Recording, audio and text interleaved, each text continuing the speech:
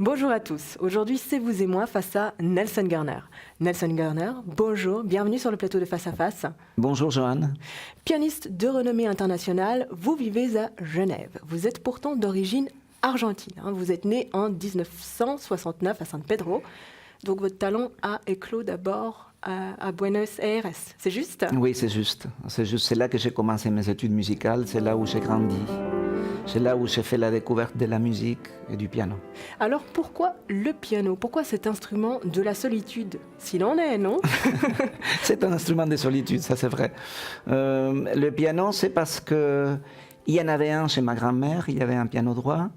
Et j'y allais spontanément. Et d'autres fois, ma grand-mère, elle m'asseyait au piano, elle me montrait ses partitions, je lui posais des questions. C'était quelque chose... C'était un jeu, c'était très ludique, puisque j'avais que 5 ans et demi. Et puis j'entendais ma sœur aussi qui prenait des cours de piano déjà. Elle est un tout petit peu plus âgée que moi. Et donc j'entendais ce qu'elle jouait. J'étais fasciné par le son du piano. Par le son, vous dites? Oui, Qu'est-ce qui la vous sonorité fascinait du piano. C'est pas, il y avait quelque chose qui me touchait. Dans mon âme d'enfant, je ressentais ça très fortement. Je voulais jouer du piano, c'est tout ce que je savais. Alors déjà, enfant, on veut jouer du piano. C'est pas commun quand même. Non, je dirais surtout que ma mère, elle était très mélomane. Et il y avait des personnes dans la famille qui aimaient énormément la musique. Et, si vous voulez, eux, ils m'ont toujours donné l'envie de continuer. Ma mère, aussi mon père, qui avait joué du violon dans les orchestres de tango quand il était jeune. Donc mon père, il avait fait un peu de musique. Oui. Ah, vous avez quand même un univers donc coloré. Oui, mais ils n'étaient pas des musiciens professionnels. C'est ça ce que je voulais dire. Et comment avez-vous, du coup, cultivé ce talent pendant l'école obligatoire? Alors, le talent, alors vous en êtes à peine conscient quand vous êtes enfant. Donc, il faut que vous jouiez par le pur plaisir de jouer. C'est ça qui est important. De ne pas tuer ce plaisir ou lui donner un cadre trop académique. Je pense que ça, avant tout, et ça le reste jusqu'à aujourd'hui, quand je travaille une nouvelle pièce que je n'ai jamais jouée, ce qui compte, c'est d'abord de la jouer avec plaisir et ensuite travailler en profondeur et en détail. Et quand on est enfant et adolescent, c'est que ça. Vous avez des rêves, vous avez des aspirations, vous voulez donner le mieux de vous-même, vous voulez être apprécié, mais d'abord un tout petit comité. D'abord, c'est votre famille, vos amis, vous aimez jouer pour eux. Enfin, c'est comme ça que les choses se passent et se développent par la suite.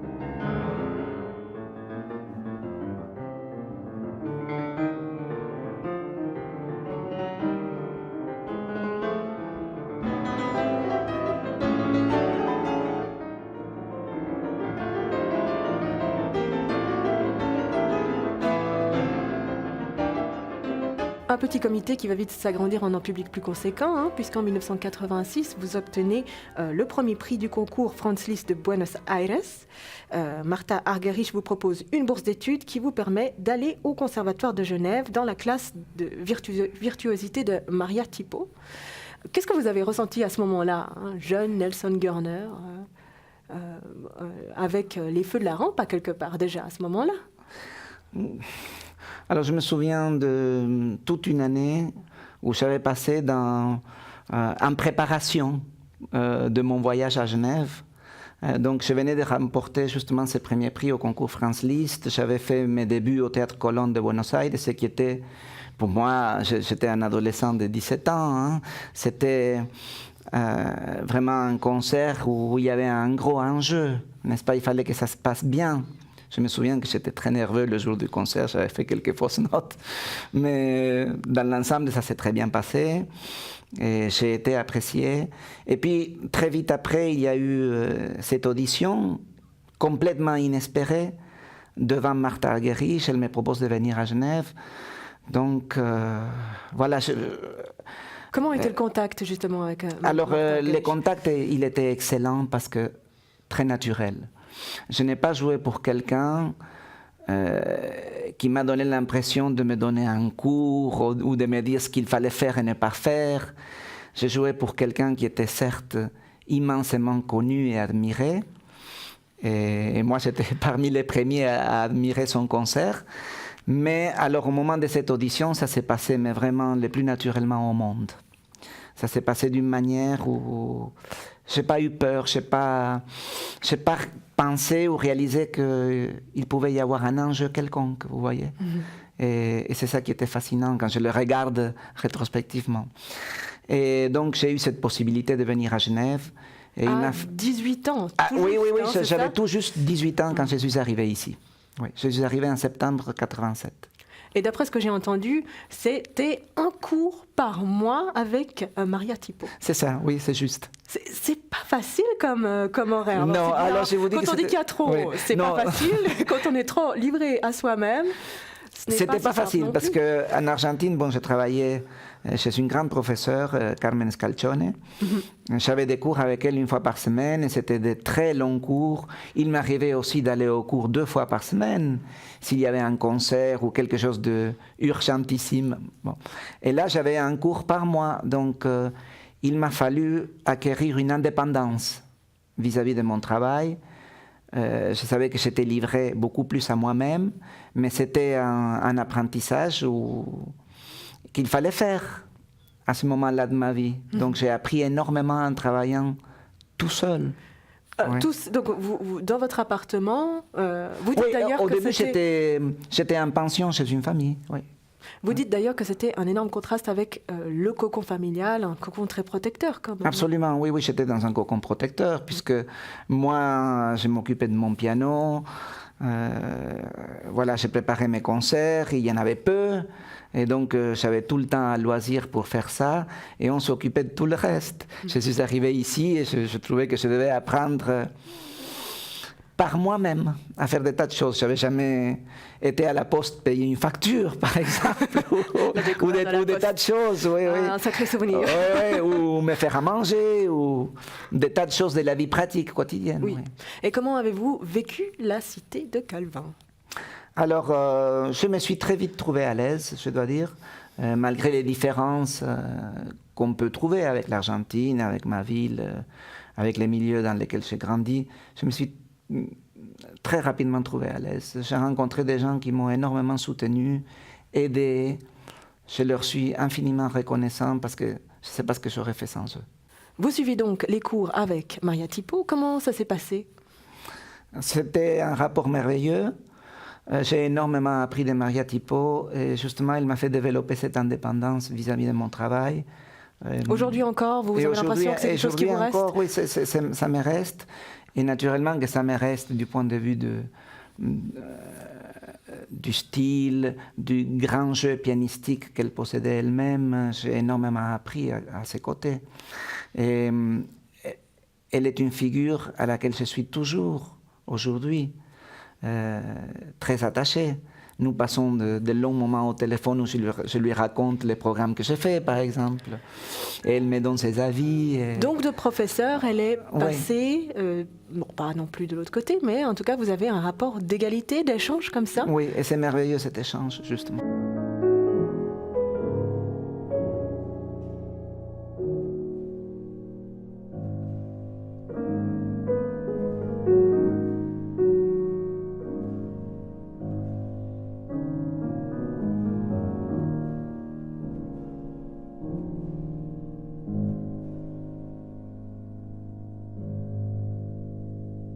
On dit que la nouvelle génération est plus dans le plaisir et moins dans la souffrance. Vous le voyez aussi comme ça ou bien pas? Non, je dirais que c'est difficile de généraliser parce que chacun le vit à sa manière et il peut y avoir beaucoup d'intensité sous une façade plutôt légère. Donc c'est pour ça que ça m'intéresse chez mes élèves de les comprendre, hein, du point de vue de la psychologie aussi. Hein. Il faut être fin psychologue pour être professeur parce que vous ne pouvez pas, ce ne sont pas des flammes les élèves, n'est-ce pas, comme modèle à souhait. Non. Alors je pense qu'il s'agit de les orienter, il s'agit de développer ce qu'ils ont à eux de mieux, pas ce que moi je vais donner. Ou pas les faire jouer à ma manière, surtout pas. Le plus beau retour que vous ayez eu d'un de vos élèves?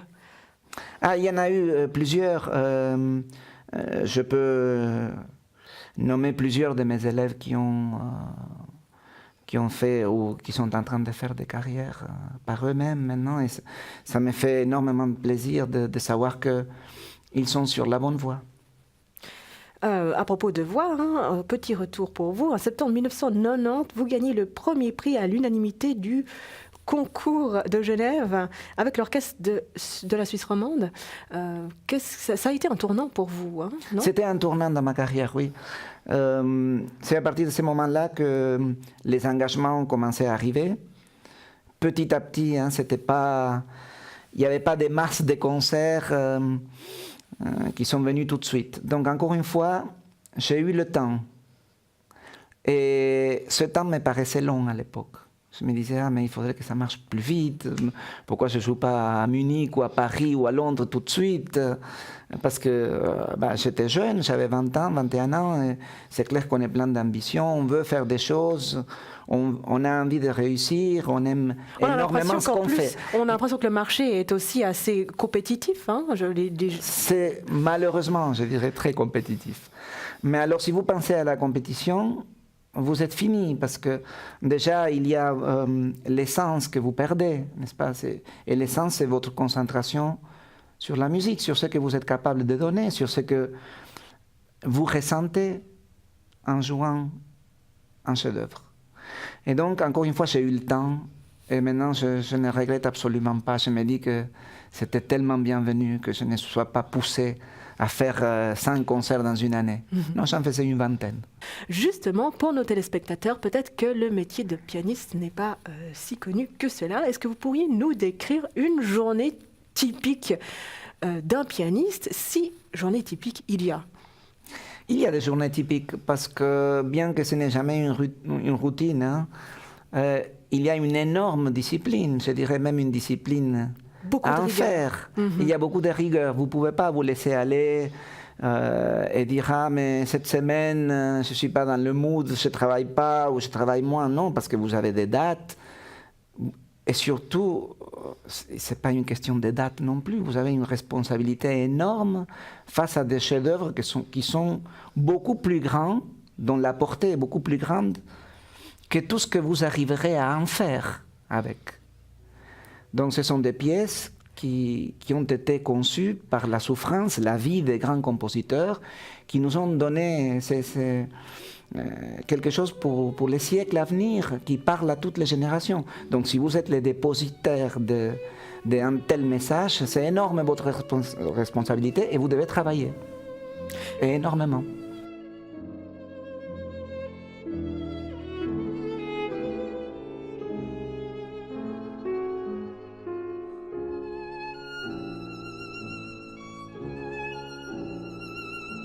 Vous dites travailler pour quelque chose qui nous dépassera.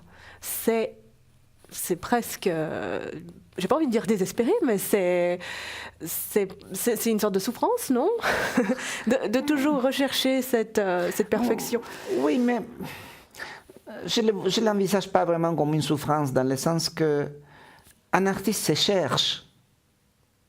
C'est ça, plus que travailler, il se cherche dans une œuvre. Il se cherche au contact des œuvres qu'il joue. Et c'est aussi un énorme bonheur quand vous sentez que aujourd'hui, vous avez fait vos heures de piano et tout au cours de ce travail, vous avez peut-être trouvé un accent, une phrase, une inflexion que vous aimez, qui vous rapproche d'un idéal. Ça suffit pour toute une journée. C'est extraordinaire. Oui. Vous nous disiez que vous appreniez les compositions par cœur. Oui, toujours, oui. À moins que je joue avec d'autres, que je fasse de la musique de chambre. Est-ce qu'il y a un type de répertoire qui vous effraie encore? J'ai entendu dire que les variations Goldberg... Oui, elle m'effraie quelque peu. Vous nous expliquez un peu? Elle m'effraie. Vous avez un modèle en tête, un interprète qui est indépassable? Il y a 2 versions qui sont très différentes, mais tout aussi extraordinaires. C'est la version de Glenn Gould et celle de Maria Tipo. Et donc, oui, ce sont des œuvres emblématiques souvent qui vous effrayent parce qu'il y a des énormes versions, des interprétations sublimes. Et c'est difficile de ne pas avoir ça en tête quand vous les travaillez. Donc, de ne pas se laisser aller à l'imitation. À l'imitation. Oui. Imiter quelque chose que vous aimez, qui peut être légitime, puisque vous aimez tellement que vous voulez vous l'approprier. Mais alors vous l'appropriez justement quand vous imitez pas. Et c'est paradoxal. Et c'est beau. Comment peut-on vivre de la musique en Suisse? Est-ce que ça se passe bien de nos jours pour un musicien? Alors, c'est toujours difficile. C'est difficile parce que vous dépendez de si vous êtes invité, avec quelle fréquence. Vous ne pouvez pas revenir systématiquement aux mêmes endroits où vous avez déjà joué. Donc il faut avoir, comme on dirait, un réseau assez large. Il faut faire du marketing un peu, alors. Non, pour pouvoir vivre. Non, ce n'est pas vraiment du marketing, parce que moi j'ai beaucoup de mal à associer la musique avec le marketing. Mais bon, il y a une publicité qui doit se faire, c'est clair, sans laquelle vous n'avez peut-être pas assez de visibilité. Hein. Mais il s'agit que ça vous représente, je pense. J'ai vu trop de cas d'artistes, surtout des jeunes, qui sont entourés d'une publicité énorme et qui les dessert finalement, parce qu'on s'éloigne, encore une fois, de la musique, on s'éloigne de l'art. Et on veut vendre une image. Vous voyez, ça c'est... Vous voyez une dualité finalement, vous, entre les deux. Oui, alors pour moi, il ne devait pas se poser ce problème-là. Mais c'est vrai que c'est toujours une difficulté de pouvoir y vivre de ces concerts. Oui. Et notamment, vous disposez d'une discographie conséquente, notamment chez Alpha Classics, avec des enregistrements de Chopin, Beethoven, Rachmaninoff, Schumann, Debussy, Liszt, etc. Est-ce que vous sentez une pression que de devoir publier, enregistrer, bref, se rendre visible au public? Ou est-ce que c'est un plaisir quand même? Ça fait quand même partie de la face agréable du métier. Pour moi, ça fait partie de la face agréable, oui. Parce que pour moi, le disque, il documente un moment de votre carrière, de votre évolution en tant qu'artiste. Il peut arriver que dans 20 ans, vous réenregistrez la même œuvre, hein, et que ça sera très différent, puisqu'il y aura tout un vécu avec l'œuvre, justement, et un vécu de vous-même, vous avec la vie et vous. Ça vous est arrivé? Oui, j'ai déjà réenregistré certaines des œuvres que j'avais fait lors de mes premiers enregistrements. Un petit exemple peut-être? Par exemple, la Barcarolle de Chopin, que j'avais fait lors de mon CD de début pour EMI. Je l'avais refaite il y a quelques années chez Alpha Classics. Oui, et je crois que ce sont deux versions différentes. Je me reconnais dans toutes les deux, mais ça a évolué. Oui, parce que moi-même, je pense avoir changé. Au fur et à mesure que le temps s'écoule, évidemment, on vit, on travaille, on se cherche, comme on disait tout à l'heure, ce sont des choses qui vont tout ensemble. Pensez-vous être votre plus sévère critique? Un des plus sévères, oui, probablement. On n'est jamais satisfait, on peut toujours mieux faire. C'est-à-dire, non, je pense que des fois c'est aussi bien de... Si vous êtes satisfait, si vous croyez avoir touché à quelque chose de beau et quelque chose qui a laissé quelque chose pour les gens qui vous ont entendu, c'est légitime que ça vous donne plaisir. Je pense que ça, il ne faut pas être très académique et dire non, mais je ne dois jamais être satisfait. Non, des fois, vous avez le droit aussi. Parlons de vos actualités. La saison 2017-2018 a été riche en récitals pour vous. Vous êtes produit à Berlin, Leipzig, Amsterdam, Bruxelles, Bilbao, Paris, Londres. Quel bilan tirez-vous de cette année? L'année 2018, c'était une belle année pour moi. J'ai fait beaucoup de choses qui m'ont énormément apporté dans les sens expériences riches, musicalement parlant, humainement parlant. Des belles rencontres. Des belles rencontres. Un exemple de belles rencontres, justement, cette année. Mais alors, il y a eu de belles rencontres. Par exemple, le chef Philippe Herweg, avec qui j'avais toujours voulu travailler. C'est un musicien que j'admire énormément. Et nous avons eu 2 occasions de pouvoir le faire ensemble cette année. Donc, une fois à Dijon et une autre fois à Anvers. Ouais. Et en 2019, vous allez enregistrer un album de Brahms pour le label Alpha Classics, justement. Vous pouvez juste nous en parler? Alors cet album, oui, il est en pleine préparation maintenant. J'y travaille beaucoup.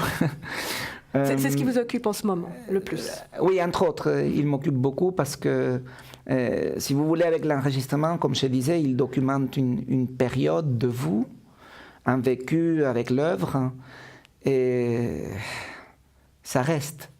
Hein, c'est ça qui peut vous poser psychologiquement une difficulté de savoir que ça reste, il pourra être entendu et réentendu.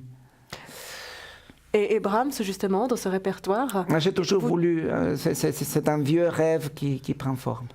Oui. Je vais enregistrer la 3e sonate et les 2 cahiers de variations sur un thème de Paganini. Nelson Görner, nous parlions avant de jeunesse. J'ai très envie de vous montrer une vidéo et que vous réagissiez dessus.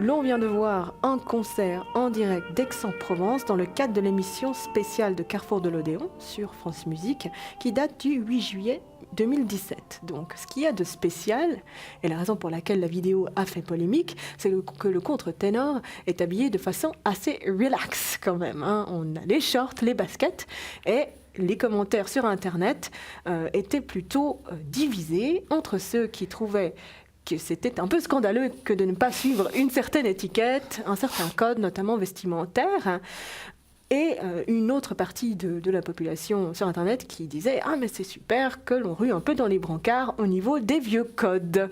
Qu'est-ce que vous en pensez, vous? Est-ce qu'il faut un peu moderniser, laisser à la jeunesse, justement, de pouvoir s'approprier la musique avec d'autres codes? Le leur, peut-être? Alors, moi, je pense que c'est très difficile de porter un jugement équilibré là-dessus, parce que moi, je peux parler de ce qui me parle à moi. Moi, je suis assez traditionnel pour ce qui est des habits que vous portez lors d'un concert, mais je ne porte pas, par exemple, le frac. Je porte un smoking. Et c'est une habitude qui s'installe. Hein? Donc je ne vois aucun mal à ce que ces codes, soi-disant codes, oui, qu'ils soient brisés. Si quelqu'un le ressent, pourquoi pas? Moi je trouve que malheureusement la musique classique a fait penser à quelque chose d'un peu élitiste, hein, par le passé, ce qui a empêché à la jeunesse de... C'est un petit peu le cas, non? Qu'est-ce que vous en pensez? Je pense que ça n'a pas lieu d'être, justement. Et c'est à tort, hein, et que si, en brisant un code ou une sorte de loi non écrite qui s'est installée au cours des années, des décennies, on peut s'approprier un nouveau public, on peut former un nouveau public, je ne vois aucun mal, au contraire. Est-ce que vous pensez que justement la jeunesse a une certaine oreille pour la musique classique? Oui, je pense que ça existera toujours. Quand on se met à regretter que il n'y a pas aujourd'hui peut-être le public qu'il y avait par le passé et tout ça, moi je trouve que ce n'est pas vrai. Parce que je trouve que le public de nos jours, il est tout aussi merveilleux que par le passé, oui. Et il y a toujours des jeunes qui prennent la relève, oui, qui s'intéressent à la musique classique, qui la cultivent, soit en la jouant eux-mêmes en tant qu'amateurs ou en l'écoutant, et avec passion.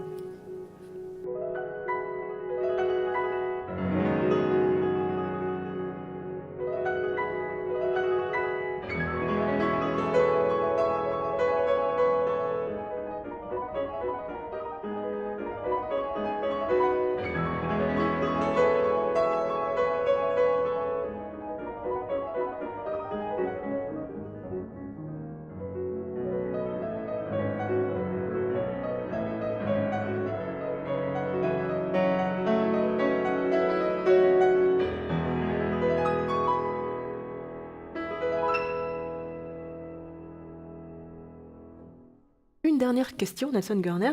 Vous êtes parrain d'une association, l'association Amala. Est-ce que vous pouvez nous en dire un peu plus? Avec plaisir, parce que c'est un des grands bonheurs de ma vie à présent. Donc l'association Amala, elle est basée à La Chaux-de-Fonds, Et nous travaillons avec les derniers nomades réfugiés tibétains qui sont au nord de l'Inde, dans des contrées où il fait froid, dans des contrées où il n'y a pas grand-chose, hein, la nature elle est très pauvre, et les conditions de vie sont très rudes. Et pouvoir aider ces familles de nomades, c'est pour moi quelque chose qui s'est imposé comme une évidence. Et aussi ça a son origine d'une manière très très belle, très touchante. J'étais à la Chaux-de-Fonds en train d'enregistrer un disque, j'ai eu un problème de dos assez sérieux et j'avais besoin d'un soin. Et c'est là que j'ai connu Morin Lavernia, qui est le président de l'association Amala. C'est Morin qui a créé cette association. Et donc je suis allé dans son cabinet et il fait des soins extraordinaires, de massages énergétiques tibétains. Et donc, et ça fonctionnait si bien chez moi que j'ai pu reprendre mon enregistrement sans problème. Il y a une amitié qui a surgi. Et c'est comme ça que je suis arrivé à connaître l'association Amala. Et donc, quand j'ai assumé le rôle de parent, pour moi, c'était une évidence que je devais m'engager. Et comment vous investissez-vous, justement? Alors, on organise des concerts. On a déjà fait un premier concert à Genève en juin dernier. Et je peux dire que c'était vraiment un beau succès parce que le public a contribué très généreusement à la cause, justement de nos amis qui sont en exil en Inde et qui sont privés de tout. Donc on a pu fournir des tentes nouvelles pour les familles parce qu'il faut les remplacer régulièrement. Et il faut aussi des tentes pour les animaux, il faut de la nourriture pour les animaux. Et nous avons aussi un programme de scolarisation des enfants. Et à ça, on y tient bien sûr énormément. Et donc le concert était un succès qui nous a permis d'atteindre nos objectifs pour l'année dernière. Nelson Görner, merci beaucoup pour votre présence sur le plateau de Face à Face. Merci Joanne. Qu'est-ce que je peux vous souhaiter pour votre année 2019 ? Pour l'année 2019, en tout cas moi, ce que je peux me souhaiter, et alors là, vous pouvez vous... oui, tout à fait, on peut s'auto-souhaiter. Oui. Alors, toujours je pars dans la nouvelle année avec l'espoir que mes efforts pour lesquels je travaille, hein, on a parlé du travail quotidien, de plusieurs heures d'engagement, de se chercher, tout ça, que ça porte ses fruits. Et les fruits, on les voit au moment du concert. Quand il y a un moment qui s'établit de communication avec votre public. Ça ne veut pas dire que vous jouez parfaitement, peut-être que c'est un concert imparfait, mais il y a quelque chose au niveau de la communication qui se passe. Et les gens le ressentent fortement, et vous aussi. Vous ressentez cette énergie du public. Exactement, oui. Eux, ils la ressentent et vous la ressentez. Alors ça, ce sont des moments que j'aimerais revivre cette année. Vous n'êtes pas sujet au trac, vous? Si, énormément. Alors sans trac, je pense qu'on ne peut pas vraiment jouer parce que vous n'êtes pas mobilisé. Ouais. C'est pas comme si vous êtes chez vous, dans la solitude de vos 4 murs, et là vous jouez pour vous. Non, là, il s'agit de faire passer quelque chose qui vous tient à ce moment tellement à cœur, plus que tout le reste. Et oui, vous êtes mobilisé, le trac, il est important. C'était le mot de la fin. Merci Nelson Görner d'être venu sur le plateau de Face à Face. Merci Joanne, c'était un plaisir. Et moi, je vous retrouve la semaine prochaine pour une nouvelle émission.